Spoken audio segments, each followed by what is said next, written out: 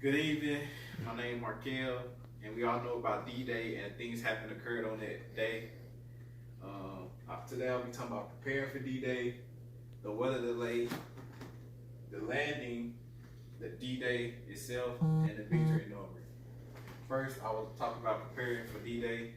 Preparing for D-Day after World War II, before World War II, the Germans had occupied most of Europe, and the British and the Russia needed American help, which that started the bombing campaign of Britain because Germans have taken over Britain and occupied most of it.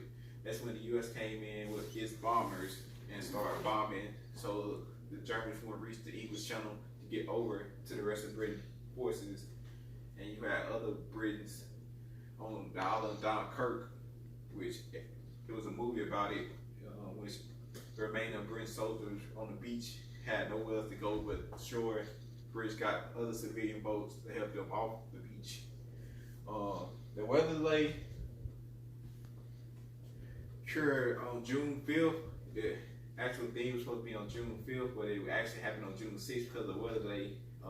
The weather delay happened because of rain and the tides of the boats couldn't get to the beach on time or schedule on time, which made it a weather delay.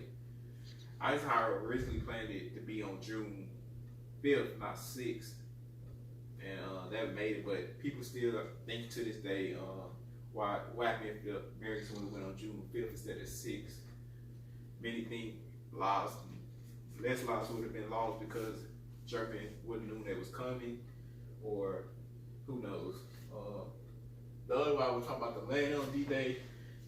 The landing just didn't happen on Omaha Beach. It happened in France, Paris, because American, Canadians, and British had paratroopers dropping from multiple spots across Europe to occupy Normandy, and you had the main place right here, D-Day, on Omaha Beach, where the most lives were lost because the paratroopers encountered few resistance, and the Americans on Omaha Beach encountered a lot of resistance. So on the way there, many Americans ate breakfast when they was on the ship, ate candy bars. Many of them threw up on the ship, and many of them, when they landed and they was getting shot up, jumped in the water, which made them sink, and some because of their gear and because of what they ate. So most of them died that way. Others went on the beach, got critically wounded, and lost their lives the other way. Others jumped off the boat, gear sunk, and most of them made it on the beach.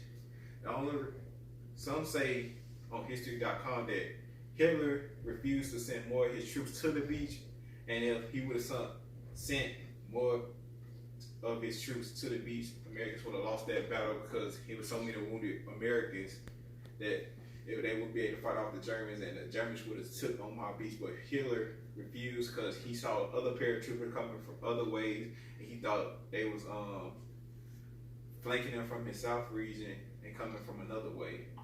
So he refused to send another troops. In all, 156,000 troops went in on that day. 4,000 to 2,000 was critically wounded, missing, and another 2,000 wounded. I don't know how accurate that number, but as of history.com, it was 4,000. D-Day was a historic event, a lot of lives lost. Many say Germany, if you look up pictures of D-Day, you had a white graves for the American troops, and you have black dog graves. The black graves for the black tombstones for the Germans were just places scattered because that day for the Germans it was actually Hitler said they lost the war, so they just buried them anywhere, and then think it was what he thought was dishonorable for them to get buried properly because they didn't hold the beach and honorably hold the beach. So that's one note. And the victory in Normandy in 1945, when the war ended, the United States, Britain, and Canada finally pushed towards France, where Hitler held, where he killed himself in his bunker with his wife that killed herself before.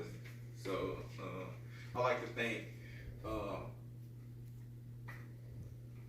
history.com, the book Overload, Operation Overload, and that's it. Thank you. Thank you.